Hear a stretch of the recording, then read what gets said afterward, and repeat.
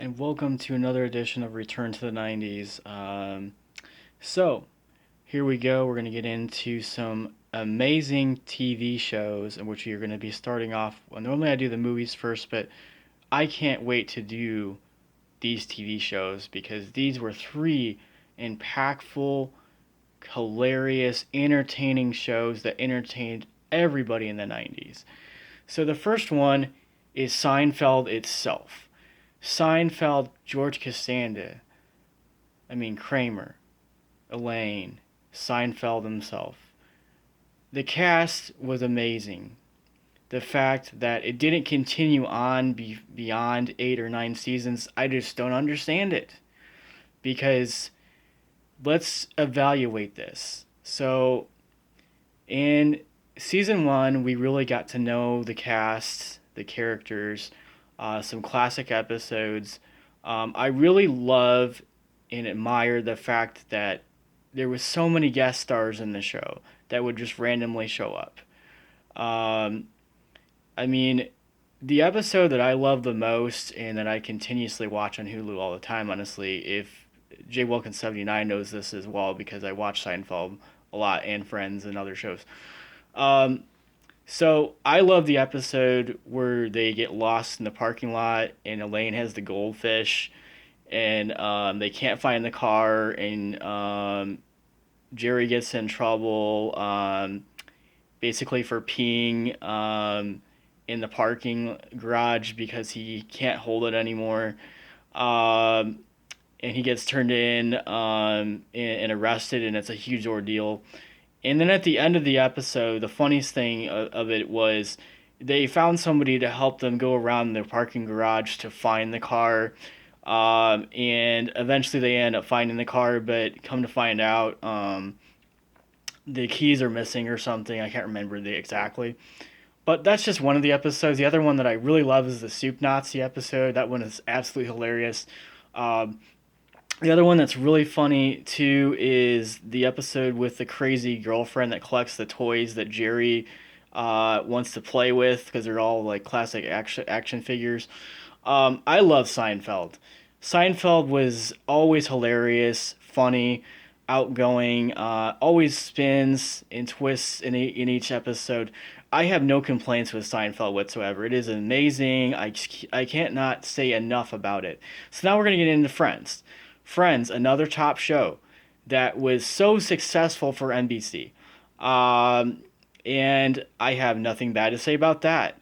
Uh, Matt LeBlanc, Jennifer Aniston, Courtney Cox, Lisa Kudrow, and David Swimmer. So what I want to talk about is the Star Wars episode, which Jennifer Aniston is in the Leia golden bikini. Hello, who didn't want to be entertained by that? Um, Guest stars. Several movie stars guest starred in Friends that came in later on in the series.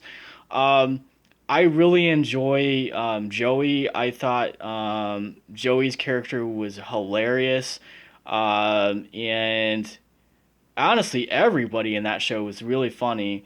I have no complaints whatsoever. Um, and Matthew Perry as well. He went on to do movies. In I think almost was it Almost Heroes. Almost Heroes. That was one of the movies he was in. Um, I Courtney Cox, obviously later on she was in movies, TV shows. She was even in a Bruce Springsteen's video. Um, yeah, I have nothing bad to say about any of the casts from Friends. I love Friends. I still watch it on Netflix. I'm hearing things that they might be taking it off Netflix, which I hope that that's not true. If so, Hulu, please get it because we don't want to miss out. Um, the third show that we're going to be talking about is Hello, The Simpsons. The Simpsons had so many iconic episodes in the 90s. Um, Not to mention the guest stars, Kelsey Grammer, music performers, Larry King. The list can just go on and on and on and on and on. I mean, music entertainers were even on the show. And what I loved about The Simpsons was it even incorporated like Jay Sherman, the critic. He was even in an episode. Um, I love Homer, Marge, Bart, Lisa, the whole family. I love them. They're all funny. I still watch The Simpsons tonight. Tonight, I'll probably even watch it tonight. I mean, I have DVDs. Okay. What I'm not understanding is, okay, Hulu. You have the latest seasons. You don't have any of the other episodes, the classic episodes. So I'm not quite understanding why you haven't negotiated something with Fox to say, hello, hey, Simpsons, we want the whole series on Hulu. Just saying.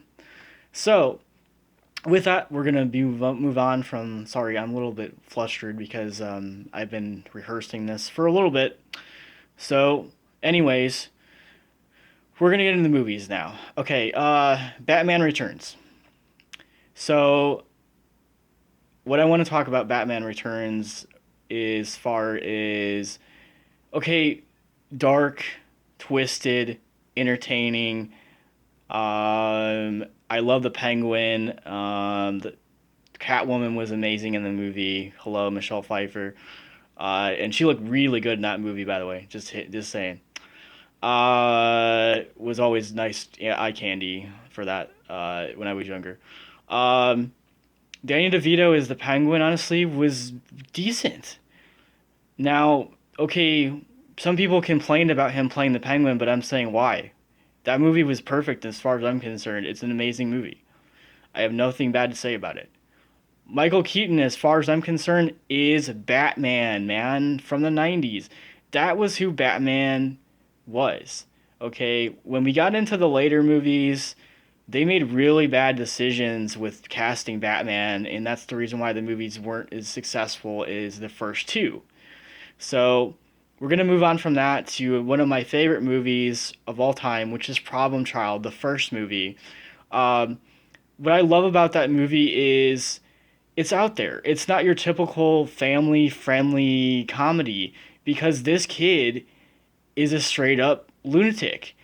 Some of the practical jokes that he does to get back at some of the kids. It had a great movie soundtrack. Really funny.